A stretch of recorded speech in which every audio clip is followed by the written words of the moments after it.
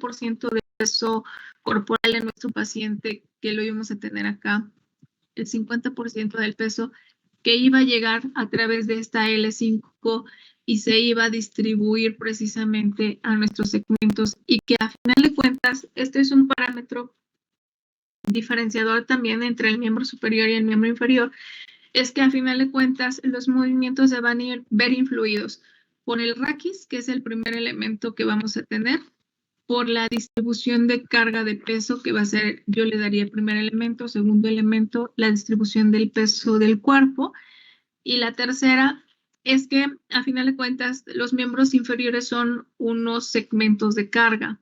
Entonces, nosotros vamos a poder analizar, como bien lo vemos en esta imagen, vamos a poder analizar el movimiento desde el segmento aislado, pero en muchas ocasiones vamos a poder analizar el movimiento de forma bilateral, ¿sale? O sea que en algún momento yo voy a poder hacer un movimiento unilateral en una extremidad, pero en algún momento voy a analizar las dos extremidades de forma unilateral, ¿sale?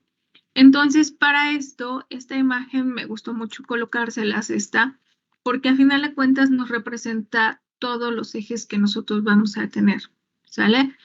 No solamente vamos a tener un eje transversal, ¿sale?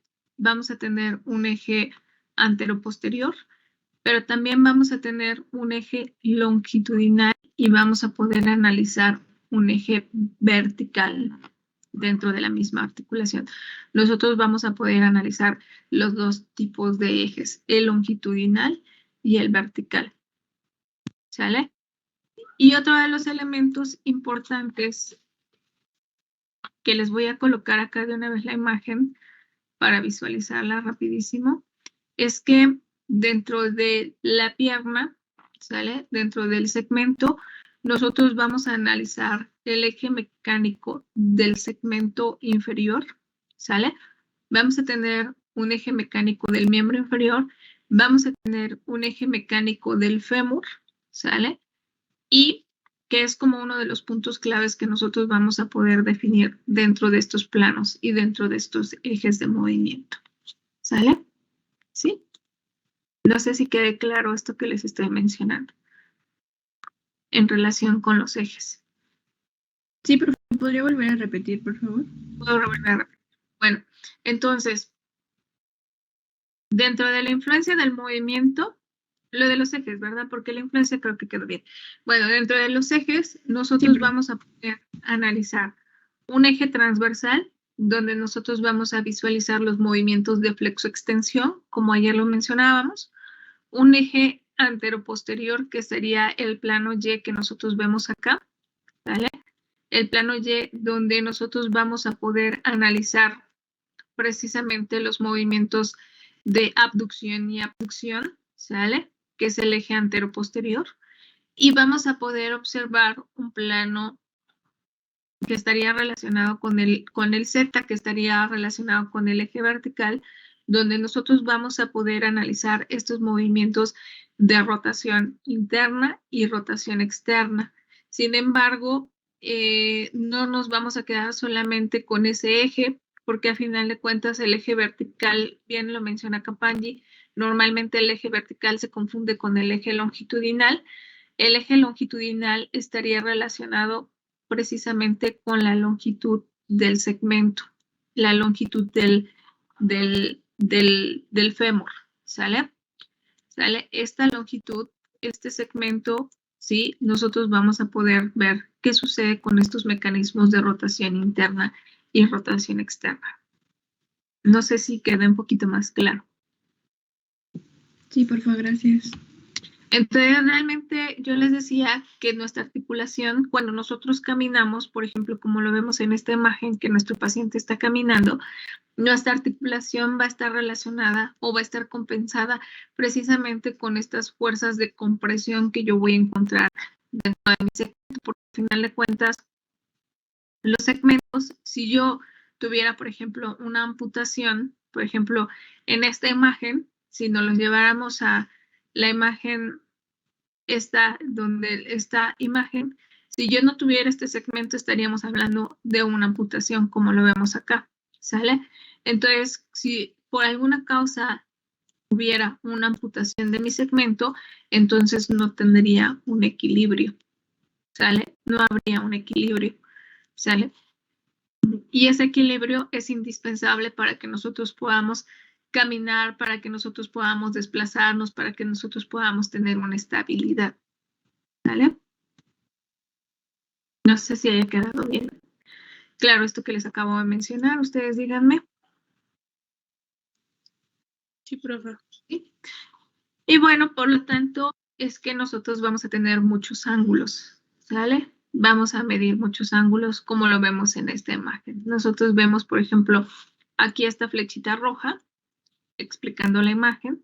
Esta flechita roja habla de la influencia que tienen los músculos glúteos. Los glúteos, recuerden que acá el grupo de los glúteos, porque acá se va a hablar de los glúteos, de los 3 glúteos en conjunto, sumado o aunado con el tensor de la fascia lata, van a generar el deltoides. De hecho, el mismo Capangui lo define como el deltoides glúteo, así lo llama. Porque se acuerdan del deltoides que iba a tener 3 porciones, pero esas porciones se iban a dividir dependiendo del movimiento, si hacíamos la abducción, si hacíamos flexión, si hacíamos extensión dentro de la cinética del hombro. Aquí el glúteo va a cumplir esa función. Entonces, por eso el glúteo tiene su propio vector de fuerza, ¿sale? En conjunto con los músculos abductores, porque recuerden que tenemos un potente grupo de abductores, son 5 abductores propiamente dichos, los que van a participar, ¿vale? Entonces, esto es lo que va a mantener este equilibrio dentro de este segmento, ¿vale? Muy bien. Entonces, esto es lo que les acabo de mencionar, los 3 planos, los 3 ejes, el eje vertical, que sería el Z, pero realmente nosotros analizamos el eje longitudinal, ¿sale? Como tal, ¿sale? Para hacer el análisis del movimiento, ¿vale? Y este ya lo vieron ayer. Y por lo tanto, ¿qué características? A ver, vamos a ir trabajando por participaciones. ¿Qué características va a tener el movimiento de flexión? A mí me gusta apoyarme mucho de las imágenes de Capangui porque son como muy representativas, ¿vale? Pero ¿qué características tiene este movimiento? A ver, ¿quién dice yo? A ver, no sé yo. Fanny, no sé si quieras participar. Se activó tu audio. Katy. Que dependiendo si es una flexión activa o pasiva, va a aumentar o disminuir el rango de movimiento. Muy bien, esa es la primera variante que nosotros vamos a tener, si es una flexión activa y si es una flexión pasiva. Katy, ¿qué encontrábamos en la flexión activa y en la flexión pasiva? ¿Qué variaciones íbamos a tener en esta amplitud de movimiento? Todavía las confundo un poco entre la activa y la pasiva, pero bueno, por lo que tengo entendido es como la fuerza que se aplica, entonces la cadera se mueve un poco distinto. Y bueno, también que la posición de la rodilla influía en eso. Sí, acá por eso es que les coloqué la imagen del muñequito. Susi, no sé si quieras agregar algo más, Susi.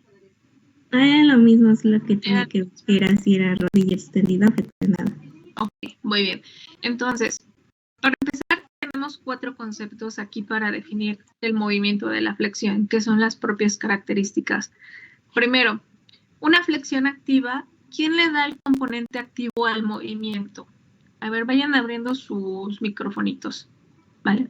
Vayan abriendo sus micrófonos. ¿Quién le da el componente activo a nuestro movimiento? A ver, ¿quién dice yo? Los músculos. Los músculos, muy bien. Y si yo digo una flexión activa, ¿a qué se referiría? Si estamos hablando que los músculos son los que van a generar el movimiento.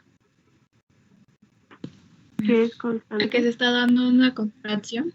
Que se da una contracción muscular. Ahora, la pregunta es si dentro de la flexión activa requerimos de la contracción muscular, en la flexión pasiva requeriríamos de esa acción muscular o no requeriríamos de ella. Sí, sí la requeriríamos. ¿Seguros? No. No. ¿Sale? Entonces, cuando nosotros hacemos movilizaciones, por ejemplo, acá porque cuando yo tengo, por ejemplo, cuando yo hago la flexión de la articulación radiocarpiana, si yo lo hago de forma activa es esto, ¿no? Pero si yo como fisioterapeuta llego y genero el movimiento, ¿qué diferencia encontramos entre la primera flexión que ustedes observaron y la segunda?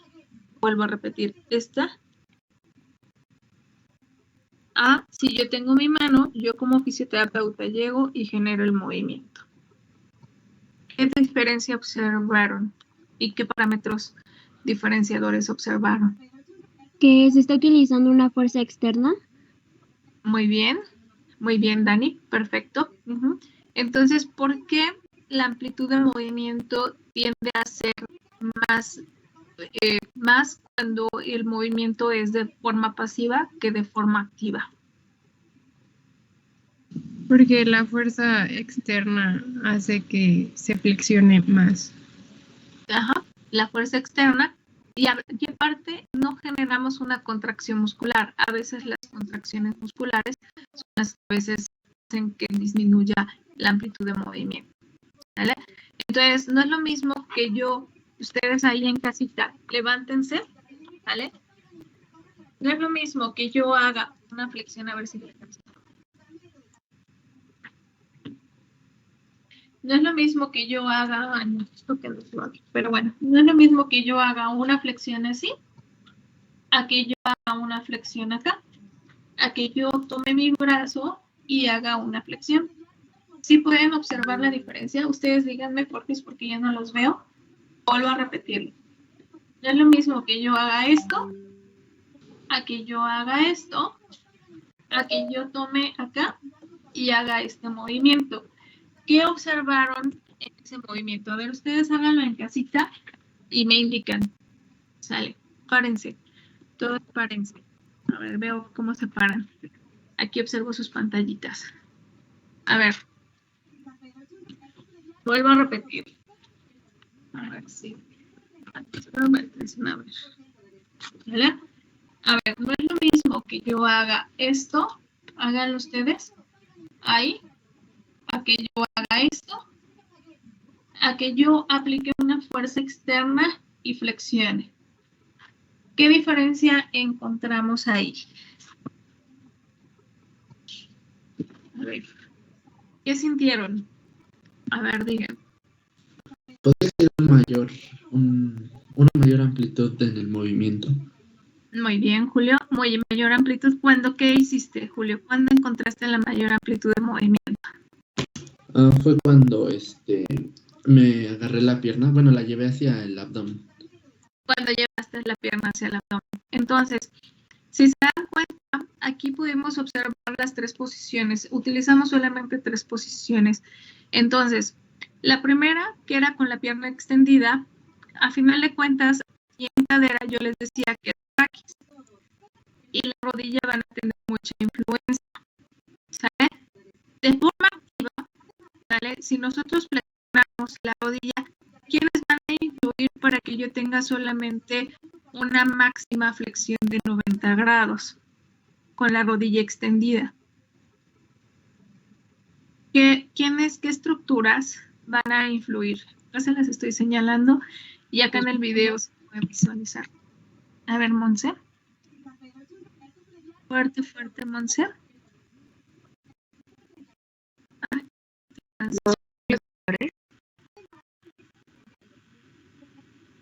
A ver, es que no sé si ustedes lo alcanzaron a escuchar. Ustedes díganme o soy yo. Serían los extensores, los antagonistas, los que le ponen resistencia. Los músculos extensores. Ajá, o sea que tendríamos, ustedes, entonces tendríamos como músculos extensores, si ustedes bien recuerdan, los músculos extensores son los glúteos, ¿sale? Nos vamos a regresar un poquito a la biomecánica 1. Los músculos serían los glúteos, pero realmente nada más sería el glúteo el que estaría oponiendo resistencia a este movimiento, o cuáles serían los músculos que realmente nos están oponiendo una gran resistencia. ¿Quiénes serían? ¿Son los aductores? No. Examen de biomecánica 1, acuérdense, Amoy. Ahí, presionándolos para que les dijeran los músculos. ¿Son los isquiotibiales? Los isquiotibiales, exactamente. Realmente nosotros vamos a tener un grupo muscular. Sí sabemos que tenemos directamente al grupo de los glúteos, que va a ser el oponente de los músculos flexores, que van a ser los antagonistas, pero realmente los que nos van a limitar la amplitud de movimiento con la rodilla extendida son los músculos isquiotibiales.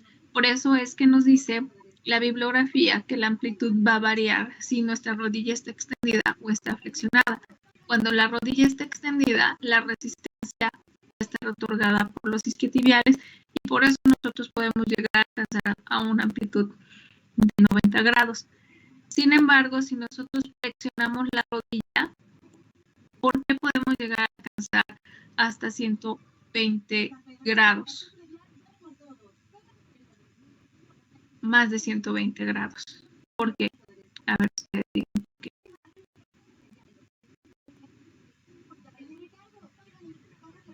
A ver, ¿quién dice yo? Porque ya no se está estirando tanto los isquiotibiales.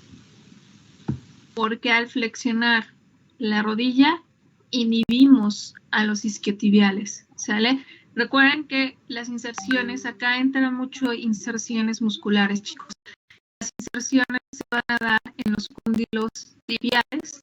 Al flexionar la rodilla, inhibimos la acción de los isquiotibiales y solamente nos quedan como oponentes los músculos antagonistas, que va a ser el grupo de los glúteos, y por lo tanto vamos a poder alcanzar una mayor amplitud de movimiento. ¿Vale? Las mismas variantes serían si nosotros hacemos una flexión pasiva. Si nosotros hacemos una flexión pasiva con la rodilla extendida, nosotros podemos tener hasta 120 grados, pero si nosotros hacemos una flexión pasiva con la rodilla flexionada, podríamos alcanzar hasta 145 grados o más, dependiendo de las características de nuestro paciente. ¿Sale? ¿Sí queda entendido por qué vamos a tener estas variantes? Sí, profe. ¿Sí? Y la otra es que también nosotros, como yo les mencionaba, también vamos a tener mucha influencia del raquis, y si nosotros flexionamos, como vemos en la imagen 6, cuando nos sentamos en esta posición con las piernas flexionadas, nosotros podemos alcanzar también un poquito mayor de amplitud de movimiento influyendo con el raquis, ¿sale? Si nosotros hacemos una báscula anterior de la pelvis, podemos alcanzar mayor amplitud de movimiento.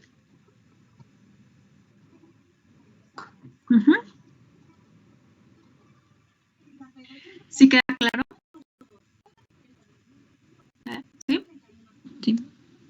Sí, entonces, vuelvo a repetir. Dentro de las variantes de la flexión vamos a tener principalmente 4.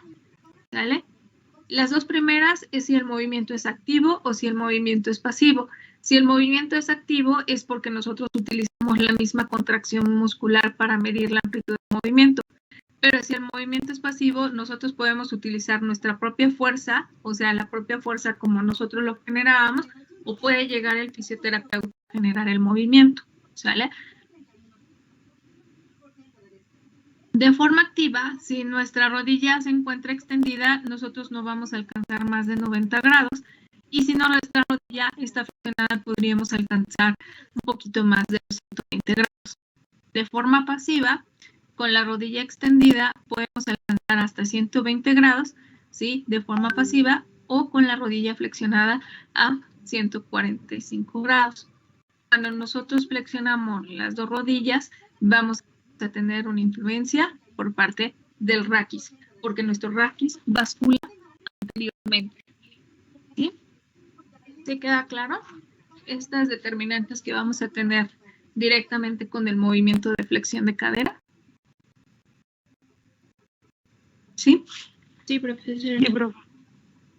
Entonces, obviamente, como bien ustedes lo mencionaron, porque recuerdo muy bien cuando les preguntaba qué se les complicaba de la biomecánica y ustedes decían, esta variación de los ángulos o que los autores no se ponen de acuerdo para definir la amplitud del movimiento. Acá nosotros nos vamos a quedar con la amplitud que nos menciona Capanggi y por eso Capanggi hace como esta diferenciación en estas posiciones para definir la amplitud de movimiento. ¿Sale?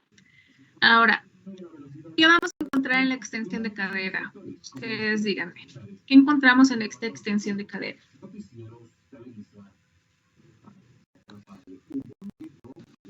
Encontramos la extensión pasiva y activa. Muy bien, encontramos estos dos tipos de extensiones. Muy bien. ¿Qué otra variante vamos a tener? La rodilla también va a influir acá. La posición de la rodilla va a influir acá, Adri. Bueno, les voy a comentar que estaba limitada, su amplitud de movimiento está limitada por el ligamento iliofemoral. Ajá, acá el iliofemoral, acá los ligamentos, recuerden que entran, uno de los factores acá en las limitaciones por qué no tenemos tanta amplitud de movimiento es algo parecido a lo que sucede en la articulación glenohumeral. La misma forma de las superficies articulares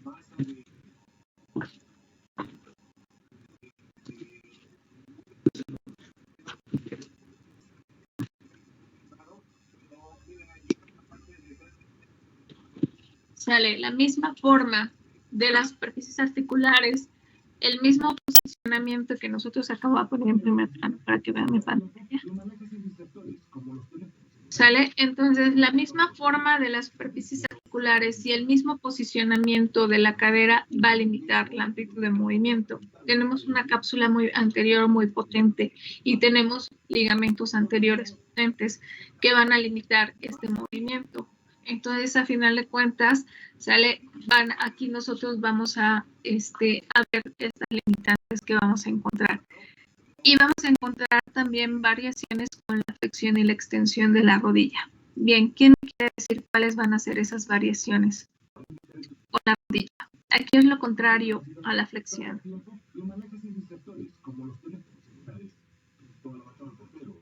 A ver, ¿quién lo leyó?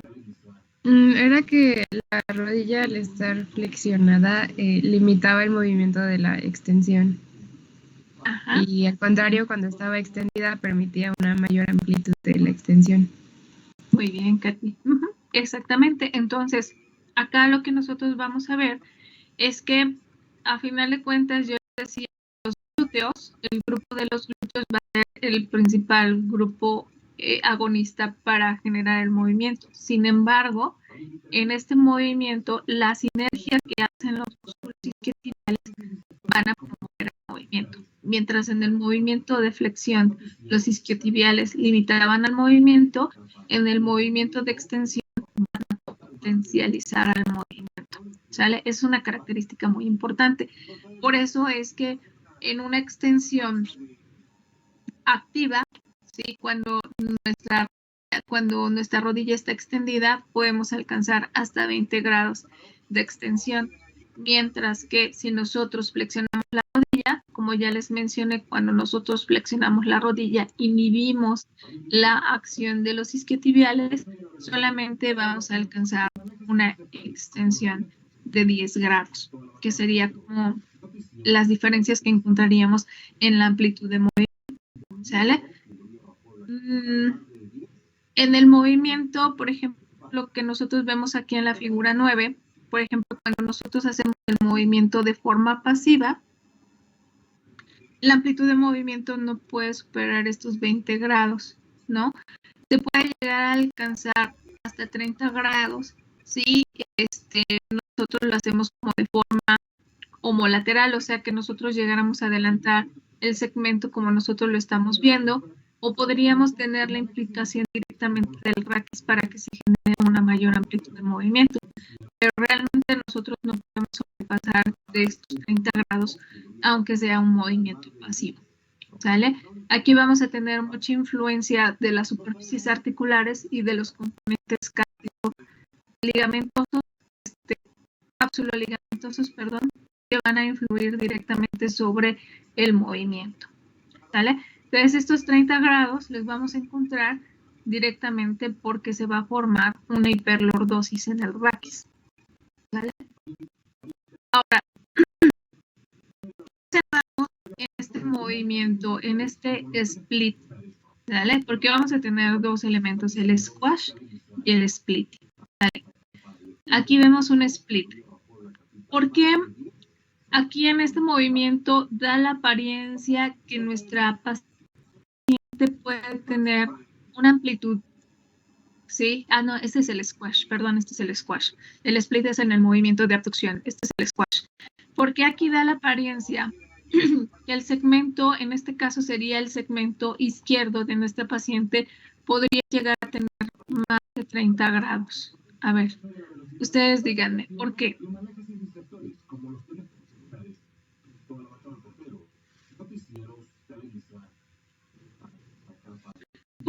Las variantes ahí para que nosotros podamos alcanzar mayor amplitud de movimiento. Aparte de la lordosis, que ya la mencionamos, que acá funciona muy bien para aumentar la amplitud del movimiento, ¿qué otro factor sería importante para poder determinar este movimiento? Podría ser anteversión. ¿Un momento?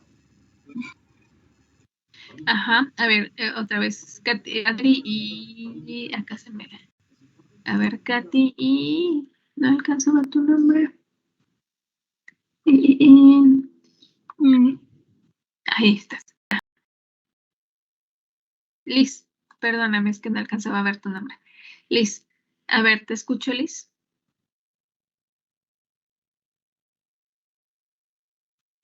A ver, ¿qué pasaría, Liz, en este movimiento?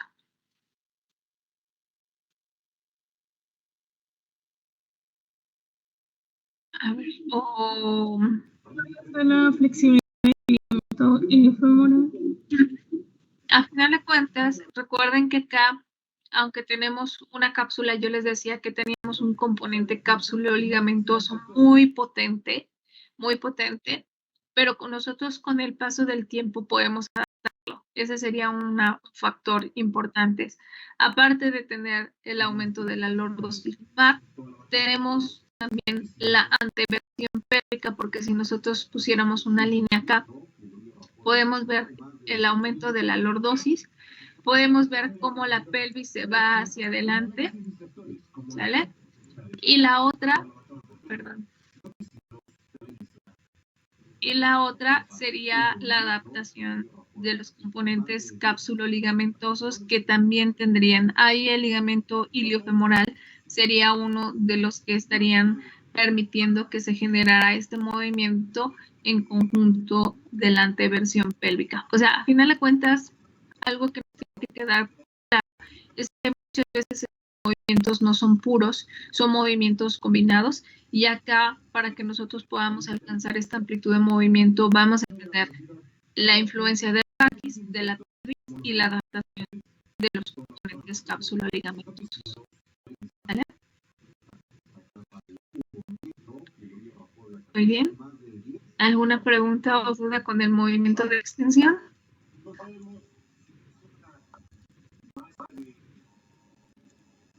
¿No? ¿No? Vale, muy bien. Y espérenme, denme un segundito.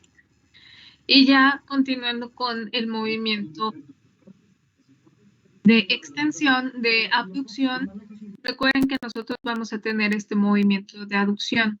Ahora, ¿qué sucede con este movimiento? A ver, ¿quién leyó algo de las influencias que van a tener estos movimientos de abducción?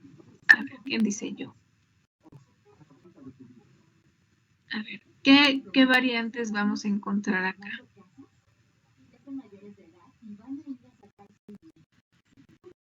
En el libro menciona que hay un movimiento de aducción máxima y uno de aducción de una sola cadera.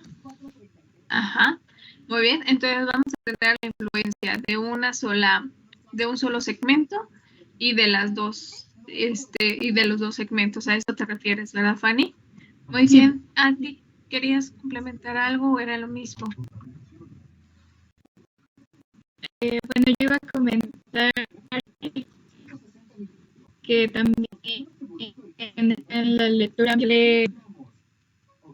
puede ser más grande cuando hay una influencia en el entrenamiento o en la actividad física. Muy bien. Muy bien, ese sería otro punto importante que nosotros tendríamos. Muy bien, Adri. Bien, Monse. Que el movimiento es limitado por el ligamento pubofemoral. El ligamento es limitado por el movimiento. Sí, sí, sí. A final de cuentas, acá recuerden que los componentes cápsulo-ligamentosos entran a cumplir una función súper, súper importante para generar el movimiento, ¿no? Que sería un punto importante para todos. ¿Sale? Muy bien. Otro elemento que nosotros encontraríamos acá, ¿qué vamos a encontrar? También encontramos este concepto de activo-pasivo. Ustedes díganme. Encontraríamos este concepto de activo-pasivo. ¿Sí o no? Ustedes díganme. Muy bien. Veo la manita de Elga. Pues en la lectura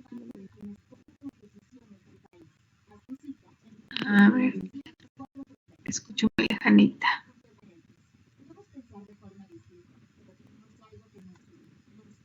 Ahí alcanzo un micrófono a escuchar, no sé si nada más sea yo, pero alcanzo a escuchar como un micrófono activo, pero no logro ubicar de quién es. ¿Se escuchan como las noticias o soy yo? Ustedes díganme. ¿Se escuchan, verdad? Sí, ¿verdad? Profesor, es que creo que es del video, porque me pasó lo mismo hace un rato y le quité el sonido al video y ya se dejó de escuchar así. Déjame ver, entonces soy yo. Se activó mi audio, espérenme. Denme un segundito. No, pero yo no tengo las noticias. Ay, Dios. A ver. Entonces a lo mejor sí soy yo. Qué bueno que me dice. Sí, mira. Muchas gracias. Es que al momento de grabar yo creo que se activó el audio de fondo. Muy bien. Vale. Entonces, muy bien. Entonces, vamos a ver con el movimiento. Muchas gracias. Me estaba diciendo eso. Muy bien. Entonces, vamos a tener, como ya bien lo mencionaron, componentes cápsulo-ligamentosos. Vamos a tener la influencia del raquis, como bien lo mencionamos aquí acá, ¿sale? Vamos a tener adaptaciones como lo vemos aquí en el split, ¿sale? En la anterior imagen veíamos el squash, que sería como un elemento importante que nosotros vamos a tener acá, ¿sale? Entonces vamos a tener un punto importante acá y vamos a tener directamente las influencias. Entonces, una de las características más importantes es que el movimiento de aducción no va a ser un movimiento que sea como muy amplio, ¿sí? Por sí solo, como bien lo menciona la bibliografía, nos menciona que con la rodilla acá también vamos a tener mucha influencia de la rodilla, porque como bien lo vemos acá en la imagen, los músculos abductores van a tener un factor importante, pero también estos músculos abductores van a estar relacionados directamente con la tibia. Si nosotros flexionamos o extendemos la rodilla, pues entonces también vamos a modificar precisamente estos puntos clave, ¿sale? Entonces sería un punto importante cuando nosotros tenemos estos movimientos. También podrían estar influidos por la flexión de la rodilla. Pero cuando nosotros analizamos la abducción de una sola cadera, nosotros podemos encontrar que una sola cadera solamente va a tener una amplitud de 30 grados, que sería como un punto clave o un importante que nosotros vamos a tener, que sería estos 30 grados, pero que si nosotros lo combinamos entre las dos caderas, que sería un movimiento de abducción máxima, podríamos alcanzar estos 90 grados, pero a final de cuentas acá lo nosotros vamos a ver precisamente es la influencia directamente del raquis sobre el movimiento, ¿sale? Si lo combinamos con la pelvis, si lo combinamos, no solamente combinamos los dos segmentos, lo combinamos con el raquis y con la pelvis, podríamos alcanzar una amplitud de 120 grados. Y la pregunta acá es por qué acá la imagen nos presenta una amplitud. ¿Sí? En esta imagen nos puede llegar podemos alcanzar o ganar 10 grados más y da la apariencia que solamente sería de un segmento. A ver, ustedes díganme en esta imagen cuál sería la influencia. Ustedes díganme. En este. ¿Cuál sería la influencia? ¿Qué estaría pasando ahí? Ya vimos que 30 grados para un solo segmento, ¿sale? Si combinamos los dos segmentos, podrían ser estos 60 grados. Si le agregamos el raquis, podrían ser 90 grados. Pero si le agregamos la pelvis, puede llegar a 120 grados. Sin embargo, en esta imagen podemos alcanzar hasta 130 grados. Y bueno, acá serían estos 180 grados que nosotros podríamos alcanzar. ¿Cuáles serían esas influencias que nosotros encontraríamos acá? A ver. Que obviamente ya dependerán de algunos factores que ya mencionaron, que es el entrenamiento, pero hay algo más ahí que está influyendo. ¿Serían los ligamentos iliofemoral? Muy bien, pero ¿qué más influiría? ¿Qué otros factores están influyendo? De hecho, si nosotros marcáramos una línea recta aquí a nuestra pacientita, podríamos ver precisamente esta influencia que nosotros vamos a tener.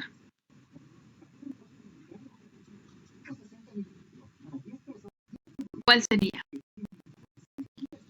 ¿Que el raquis se hiperlordosa? Muy bien. Entonces, tenemos al raquis, tenemos la adaptación de los tejidos blandos. Muy bien, nos falta una. Al hacer una hiperlordosis, el raquis, ¿quién se adapta ahí? Ustedes acaban de tomar. Bien. La pelvis se hace hacia adelante, ¿no? La pelvis se dirige adelante, pero un tercer o un cuarto factor importante que nosotros vamos a tener acá. A final de cuentas, ¿va a ser un movimiento puro o no va a ser un movimiento puro de abducción?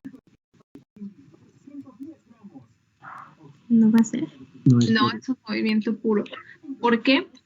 Porque cuando yo realizo este movimiento, ustedes observen mi pantallita, ¿sale? Cuando yo realizo este movimiento, ya vi que solamente alcanzo 30 grados. Espero que alcancen a ver el modelo y si no, ustedes díganme, ¿vale? ¿Sale? Cuando yo realizo este movimiento, ¿sale? Voy a tener la influencia de la pelvis que va a ir hacia adelante, atrás. Mi raquis se va a inclinar, pero sin embargo, ustedes observen, acá se los voy a acercar. ¿Qué va a suceder? Una flexión. Vamos a combinarlo con una flexión y un movimiento que se presenta y que se analiza mucho en el hombro desde la perspectiva artrocinemática. ¿Qué sería? A ver, ustedes díganme. ¿Un giro? Una rotación automática. Las rotaciones automáticas van a influir. Cuando yo tengo esta posición, si ustedes observan el dorso de los pies, a final de cuentas no es un movimiento de aducción pura como lo vamos a tener acá, que es la posición de los pies. Si ustedes son observadores, vamos a tener la influencia del raquis, como lo vemos aquí en la imagen, de la pelvis, por lo tanto la pelvis se va hacia adelante, pero también vamos a poder tener este mecanismo de rotación automática. Este mecanismo de rotación, ¿sale? Acá lo voy a hacer para que ustedes lo vean y se va a generar este mecanismo de rotación que va a ser una combinación entre una flexión y una abducción, ¿sale? ¿Sí?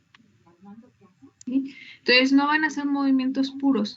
aunque nosotros trabajemos y adaptemos los músculos, realmente nosotros no vamos a encontrar tanta amplitud de movimiento dentro de lo que es nuestras articulaciones, ¿sale? Entonces, esto es un punto clave, es un punto importante que nosotros debemos tener en consideración con este movimiento de abducción. Ahora, ¿qué sucede? ¿Qué diferencia vamos a encontrar entre la abducción del miembro superior y la abducción del miembro inferior? A ver, ¿qué se acuerdan que sucedía con el movimiento de abducción en el miembro superior? Para empezar, ¿existía el movimiento de abducción? Pregunta. Se mencionaba que no existía una abducción pura. No existía una abducción pura. ¿Por qué, Stephanie?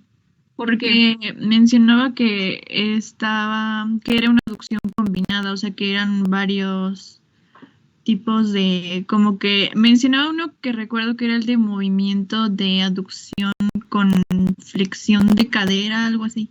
Ajá.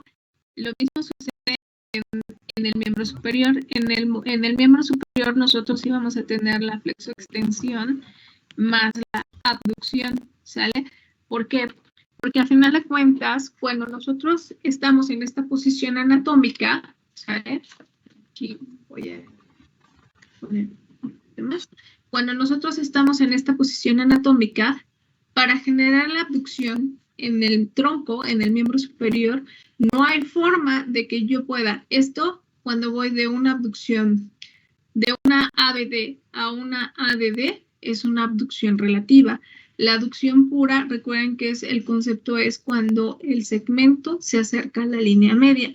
Como tal, nosotros no podemos acercar la línea media, ¿sale? Entonces, en el miembro superior sucede algo parecido. A final de cuentas, mi segmento tiene que generar o una flexión o una extensión, como bien lo estamos viendo acá en la imagen, para generar este movimiento de abducción relativa. La abducción relativa estaría relacionada con este movimiento, que sería el retorno del segmento, ¿sale? Pero a final de cuentas no sería un movimiento de abducción pura, ¿sale? No sería un movimiento de abducción la que nosotros estaríamos encontrando aquí, ¿sale? Entonces es un punto clave que nosotros debemos tener, ¿sale? Ahora, ¿ustedes creen que de forma pasiva sí podamos tener un movimiento de abducción pura? Ustedes díganme.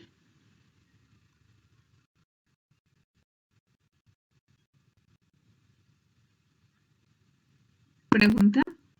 ¿Ustedes creen que de forma pasiva sí podamos tener un movimiento de abducción pura? ¿Sí o no?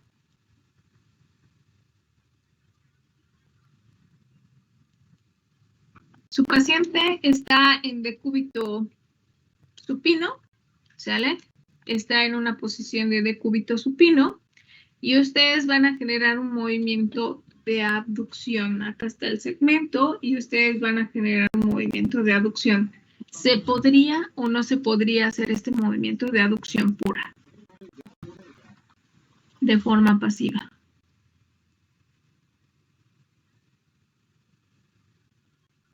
¿Sí o no?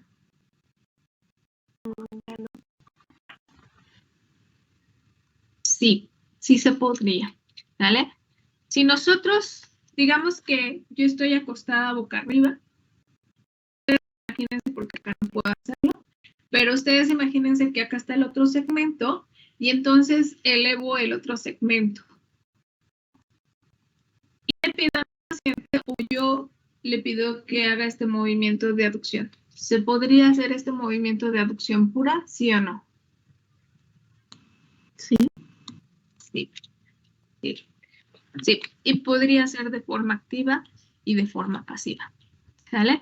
Entonces, básicamente lo que nosotros tenemos que entender acá es que como nosotros tenemos dos segmentos por sí solos o de forma activa, nosotros vamos a tener dos referencias. La abducción relativa, que es el retorno del segmento, como lo vemos aquí en la imagen, ¿sí? Que lo vemos acá. Aquí no estamos viendo un movimiento de ABD, que retorna, ¿sí? Que retorna hacia su posición de origen, que es la abducción relativa, ¿vale? Sin embargo, nosotros vamos a tener la abducción combinada. La abducción combinada está relacionada precisamente con estos movimientos. A ver si alcanzan a ver. Con estos movimientos que yo podría hacer una flexión y generar esta abducción, o una extensión y generar este movimiento de abducción, ¿sale? Entonces ahí tendríamos como estos movimientos que podríamos encontrar desde esta combinación de la cadera como una abducción. La otra es que nosotros eleváramos un segmento y generáramos el movimiento de abducción pura, que sería otro elemento importante que nosotros tendríamos que hacer. Y el último elemento son las inclinaciones, como las vemos acá. A final de cuentas, recuerden que nosotros analizamos palancas. Y en esta primera imagen, ¿quién va a ser nuestro brazo de palanca? En esta imagen, en la imagen superior, ¿quién es nuestro brazo de palanca? ¿El fémur o la pelvis? Ustedes digan. Sería la pelvis. El fémur. Pero, ¿ustedes creen que pueda convertir a mi pelvis como el brazo móvil? Ustedes colóquense ahí y ustedes digan si podemos convertir a la pelvis como el brazo móvil y generar estos movimientos de abducción y de aducción. ¿Ustedes qué creen? ¿Sí o no? A ver si... ¿Que no? ¿Creen que no? Sí se puede. A final de cuentas, la pelvis, recuerden que cuando los pies están anclados al piso, como lo vemos aquí en la imagen, ¿sale? La pelvis puede generar estos movimientos de inclinación lateral y producir un movimiento de abducción y aducción. En un segmento, por ejemplo, acá estamos provocando la ABD y en este estamos provocando la ADD. ¿Sí? ¿Sí? ¿Sí queda claro? Ya para cerrar. Sí, profe. Sí, Sí, profesora. A final de cuentas, sí vamos a tener una influencia de la pelvis y del raquis precisamente dentro de esta. Y bueno, ya para terminar, porque ya se nos fue el tiempo, aquí vamos a tener un mecanismo de lesión muy frecuente, ¿sale? Cuando nosotros flexionamos la cadera y cruzamos la pierna, ustedes flexionen flexionen la cadera y crucen la pierna, tenemos la flexión, ¿sí? Tenemos la aducción y vamos a ver que dentro de esta posición, cuando nosotros flexionamos la pierna, toda nuestra cápsula anterior y nuestros ligamentos anteriores se distienden, ¿sí? Cuando hacemos un mecanismo de aducción, ¿sale? Los músculos aductores entran en tensión mientras los abductores se relajan. Entonces, en el reglamento de tránsito, cuando nosotros vamos de copiloto, está prohibido que nosotros llevemos la pierna cruzada. Eso búsquenlo en reglamentos de tránsito. ¿Y es por qué? Porque este es el mecanismo más frecuente de luxación en un impacto lateral.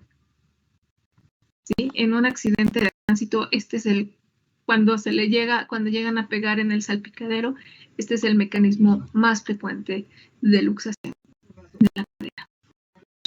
La cadera es una de las articulaciones menos luxables porque nuestra cadera tiene una cápsula extremadamente potente con unos ligamentos y unos músculos potentes, pero esta es la posición de máxima inestabilidad que nosotros vamos a encontrar.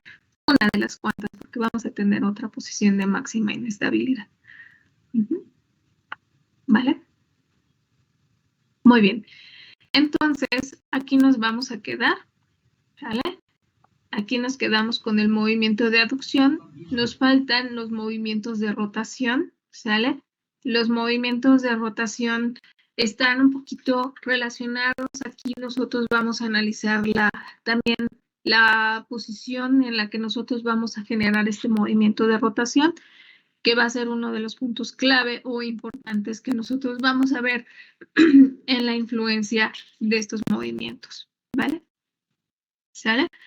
Por ahí yo creo que les voy a modificar la fecha de entrega de la tarea para que yo creo que mañana terminemos amplitud de movimiento, ¿sale?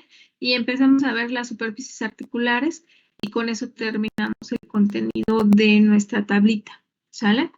Entonces, para que la entreguen bien, por si llegan a tener alguna duda, la modifiquen. Entonces, lo único que voy a hacer es la entrega para mañana y siempre van a tener un día extra, ¿sale? Ese día extra, si se dan cuenta, ustedes pueden entregarla con un día extra de retardo. Es porque si el internet se les fue, si lo que ustedes quieran, ¿sale?